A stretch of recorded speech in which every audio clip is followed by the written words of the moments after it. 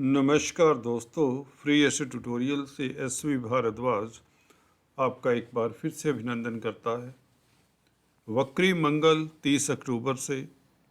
जी हाँ दोस्तों, वक्री मंगल का प्रभाव तुला राशि तथा लगन के ऊपर कैसा पड़ता है, इस वीडियो से हम जानेंगे। 75 दिन के लिए 75 डेज के लिए मंगल वक्री रहेंगे 12 जनवरी तक। तो तुला राशि लगन के लिए जैसा कि आप थंबनेल में देख रहे हैं, इनका वर्चस्व बना रहेगा, बजेगा डंका। जी हाँ दोस्तों, स्थितियाँ कुछ इस तरह की हैं, इनके लिए लाभकारी स्थितियाँ हैं, अच्छी स्थितियाँ हैं। हालांकि कुछ एरिया से आपको सतर्क भी करना चाहूँगा, परंतु कुल मिलाकर मंगल का गोचर इस वक्री अवस्था में भी आप लोगों के लिए लाभकारी रहेगा।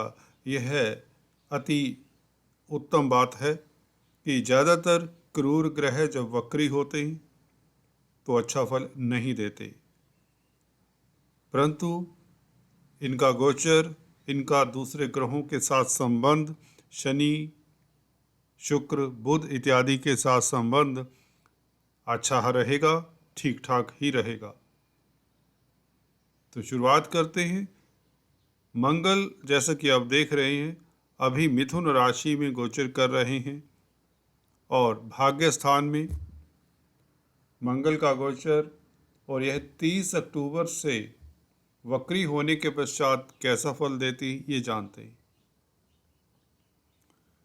देखिए, मंगल के ऊपर इस वक़्त इस ट्रांजिट में 30 अक्टूबर से बात करें तो किसी अशुभ ग्रह की दृष्टि नहीं, कोई अशुभ प्रभाव नहीं कहें तो, बल्कि यह राहु से और केतु से अच्छी स्थिति में है। राहु से 3-11 की स्थिति में है और केतु, शुक्र, बुध इत्यादि से यह नव पंचम की स्थिति में है।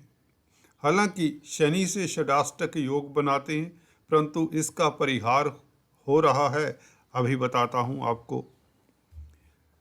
तो मंगल का यहाँ पर वक्री होना कहाँ तक हमें सावधान करता है और कहाँ से लाभदायक स्थितियाँ बनाता है, ये चर्चा करते हैं। और ये भी बता दें आपको, मंगल यहाँ पर मिथुन राशि में 13 तारीख तक रह पाएंगे, 13 नवंबर तक। तो 13-14 दिन, 13 डेज के बाद यह वृषभ राशि में वक्री चाल से चलते हुए, उल्टी चाल से चलते हुए पीछे आ जाएंगे। तो इसका प्रभाव दो हिस्सों में बांट लीजिए। पहले तो हम बात करेंगे मंगल का मिथुन राशि में गोचर 13 नवंबर तक किस तरह का फल देता है, और उसके पश्चात 13 नवंबर से 12 जनवरी तक यह वृषभ राशि में आपके अष्टम स्थान में वक्री हालात में रहेंगे, तो आपको किस तरह का फल मिलेगा यह चर्चा करते हैं। तो बात करते हैं पहले मिथुन में जो गोचर है, जारी है मिथुन में गोचर, तो यह वक्री अवस्था में क्या प्रभाव दे सकते हैं। देखिए, भाग्य स्थान में क्रूर ग्रह कोई भी बैठा हो, स्ट्रोंग हो तो अच्छा फल देता है। मंगल अभी स्ट्रोंग है, केंद्र के मालिक हैं, क्योंकि सप्तम स्थान के मालिक के त्रिकोण में बैठे हैं, तो केंद्र त्रिकोण राजयोग बनाते हैं, तो अति उत्तम है आपके लिए। और शनि से संबंध बनाए हुए हैं, 30 तारीख तक की बात कर रहा हूँ। अभी आज 21 अक्टूबर है, तो 30 अक्टूबर तक यह अति श्रेष्ठ रहेंगे और इनका संबंध शनि के साथ हो रहा है। अष्टम दृष्टि है शनि के ऊपर, तो शनि के साथ संबंध भी इतना बुरा नहीं हम कह सकते, क्योंकि जब तक यह मार्गी हैं तो यह अच्छा ही कहा जाएगा। चतुर्थेश हैं शनि, पंचमेश हैं शनि और सप्तमेश हैं, द्वितीयेश हैं मंगल। तो यह अच्छे घरों के मालिक हैं दोनों, शनि और मंगल। हालांकि मंगल को हम ऐसा कहते हैं, अकारक ग्रह कहते हैं। वो इसलिए कहते हैं तुला लगन के लिए क्योंकि यह दो मार्का स्थानों के मालिक होते हैं। 7वां घर भी मार्का स्थान है, दूसरा घर भी मार्का स्थान है, परंतु दूसरा घर धन का भी है। 7वां घर आपकी डेली आमदन का, व्यापार का है। बहुत उत्तम स्थान है 7वां घर, मैरिज लाइफ का है। तो मंगल का संबंध देखिए, 7वें घर के मालिक का संबंध जब शनि से होता है, यह 30 तारीख तक के गोचर की बात कर रहा हूँ, जब यह वक्री नहीं हुए, तो यह आपको लाभान्वित करने की स्थिति में है। जमीन जायदाद से फायदा, प्रॉपर्टी से फायदा, शेयर मार्केट वालों को फायदे के योग, धन संचय के योग बनते हैं, भाग्य की शक्ति से धन आता है। ये तो अभी का प्रभाव है मोटे तौर से। और यह 30 अक्टूबर से वक्री होने के पश्चात इनकी चाल शुरुआत में धीमी हो जाती है, क्योंकि जब भी प्लैनेट उल्टी दशा में वक्र चाल से चलने लगता है तो पहले वह स्टेशनरी होता है, स्टेशनरी प्रतीत होता है कहीं तो वक्र चाल से चलते हुए यह धीरे धीरे अपनी स्पीड को पकड़ता है। तो यह धीमी गति से चलते हुए वृषभ राशि में प्रवेश कर जाएंगे और वृषभ राशि में अंततः यह स्पीड पकड़ेंगे वक्री चाल से। तो वक्री चाल का प्रभाव असल में वृषभ राशि में मिलेगा। यहाँ पर धीमी गति के कारण हो जाने के कारण मंगल का प्रभाव इतना अशुभ नहीं होगा, एक बात। और क्योंकि यह आपके सप्तम स्थान के मालिक हैं, भाग्य स्थान में बैठे हैं, तो शुभ फल ही देंगे।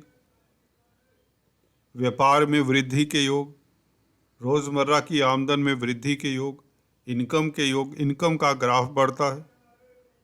9वां स्थान, यहाँ से हम देवी शक्ति देखते हैं, आपकी इंट्यूशन पावर, आपके ऊपर किस तरह का देवों का आशीर्वाद है। और विदेश यात्रा, चाहे यह जलीय यात्रा हो, वायु यात्रा हो, ज्योतिष का विचार भी किया जाता है। आप में कितनी लीडरशिप क्वालिटीज़ हैं वह भी विचार किया जाता है। पिता पक्ष के बारे में भी विचार किया जाता है कुछ हद तक। तो धर्म के प्रति आपकी आस्था इतनी प्रबल नहीं होगी इस अवधि में वक्री होने के कारण 30 अक्टूबर से, एक बात, क्योंकि धर्म का घर है, दैवी शक्ति का घर है। अब कर्मठ हो जाएंगे शनि मार्गी होने के कारण। शनि कहते हैं कि प्रैक्टिकल हो जाइए। शनि का केंद्रीय प्रभाव लगन के ऊपर भी पड़ेगा, मार्गी शनि का 23 अक्टूबर से। तो आप को कंट्रोल शनि भी कर रहे हैं इस अवधि में। देखिए, एक ग्रह की खाली जब चर्चा करते हैं तो उसमें अगर हम दूसरे मुख्य प्लैनेट्स का एनालिसिस नहीं साथ में लेते तो वह एनालिसिस अधूरा हो जाता है। तो मैं बता रहा था आपको कि यहाँ पर मंगल आप लोगों के लिए आप कर्मठ हो जाएंगे, कर्म में बिलीव करने वाले होंगे, धार्मिक कृत्यों में भाग लेने के लिए, या यूँ कहीं आपके पास समय ही नहीं होगा इस अवधि में, अगले 75 दिनों में कहें तो। हाँ, सप्तमेश होकर एक्सपोर्ट इंपोर्ट का कार्य करने वालों को लाभ होगा। मल्टीनेशनल कंपनीज में कामकाज करते हैं या विदेशी कंपनीज में कामकाज करते हैं तो आपको लाभ होगा, चाहे यह वक्री रहेंगे भाग्य स्थान में, क्योंकि जैसा कि बताया धीमी गति से चल रहे हैं तो ऐसा प्लैनेट दिक्कत नहीं देता। धन आएगा, धन स्थान का मालिक भाग्य स्थान में है तो भी अच्छा रहेगा, परंतु दूसरे घर से मंगल अष्टम स्थान में आ जाते हैं। मिथुन राशि में अगर आप काउंट करेंगे तो 6-8 की पोजीशन में जब भी कोई ग्रह अपने घर से होता है, अपनी राशि से होता है, तो कहीं ना कहीं दिक्कत भी देता है। भाग्य स्थान का मालिक ऑफ कोर्स धन का मालिक भी है, तो भाग्य की शक्ति से धन तो आएगा। 7वें घर का मालिक है, डेली आमदन में वृद्धि होगी, व्यापार खूब चलेगा। परंतु अपनी राशि से, क्योंकि अष्टम में बैठे हैं, जो कि परिवार का भी घर है, दूसरे घर से अष्टम में बैठे हैं, तो पारिवारिक स्थितियों को नियंत्रण करने के लिए आपको सतर्क रहना चाहिए।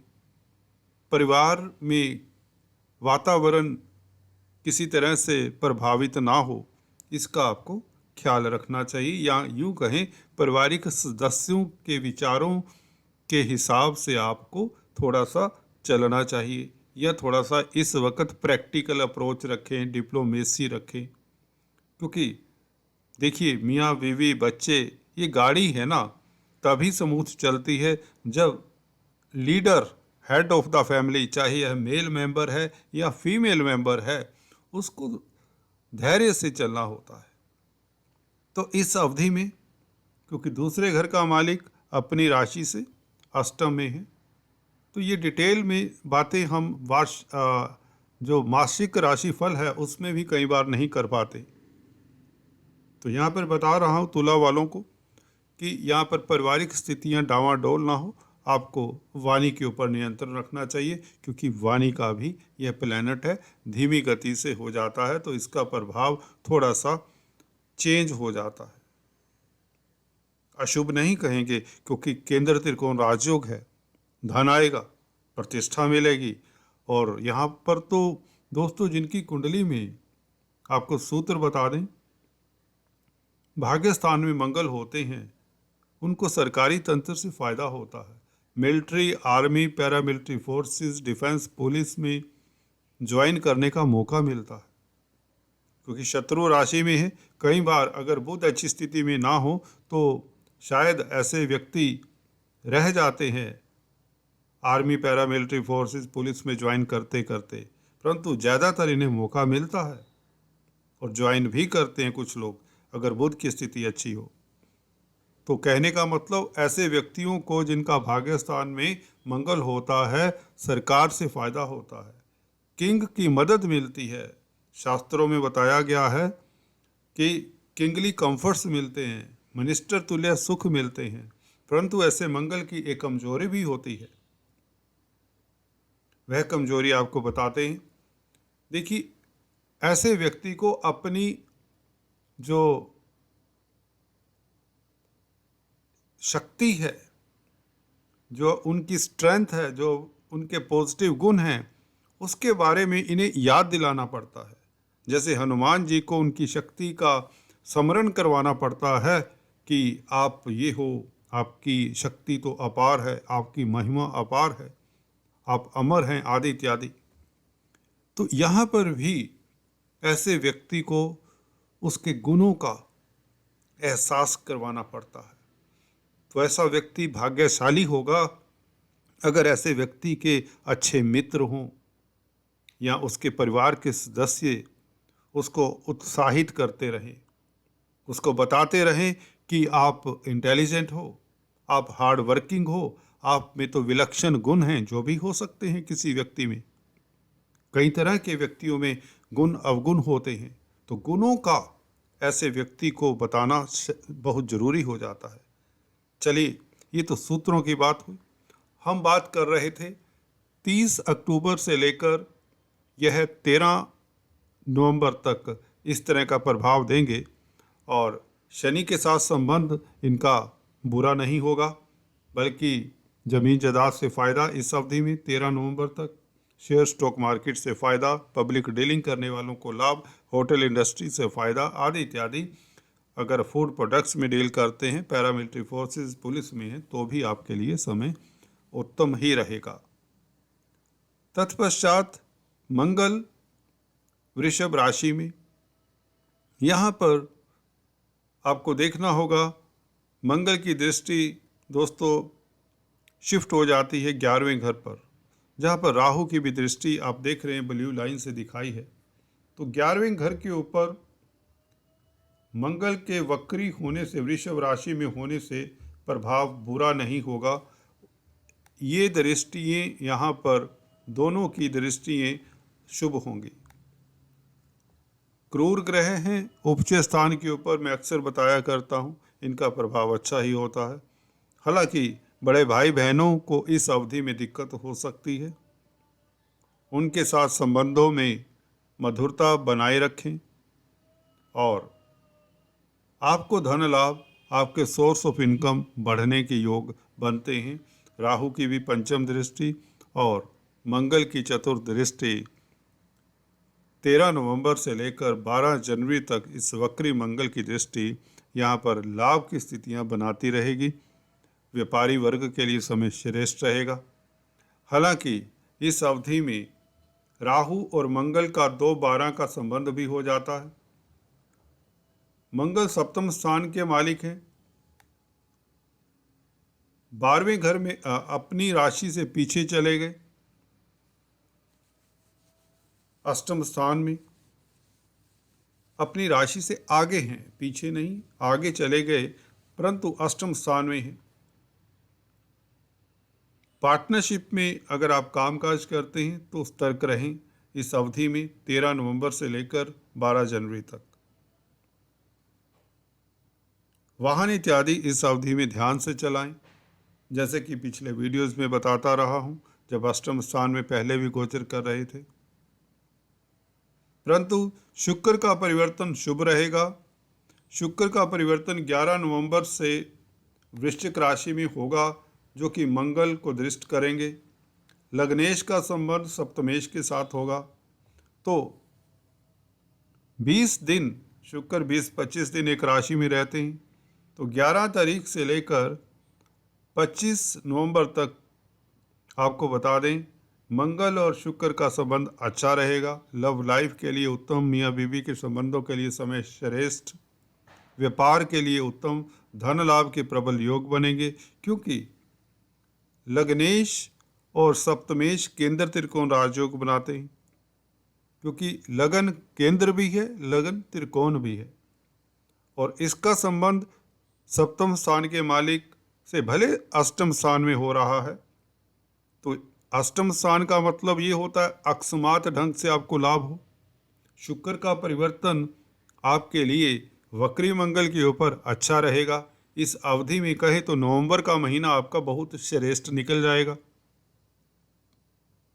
और उसके पश्चात भी शुक्र जब धनु राशि में होंगे, मंगल से दृष्ट होंगे, तो भी श्रेष्ठ रहेगा दिसंबर का महीना। और जनवरी के महीने के आसपास, दिसंबर जनवरी के शुक्र आपके शनि के साथ होंगे, तो वह तो उत्तम स्थितियां होंगी ही होंगी। तो मंगल के वक्री होने का नेगेटिव दोष अगर दिखता है तो 10%, 90% यह आपके लिए शुभ रहेगा।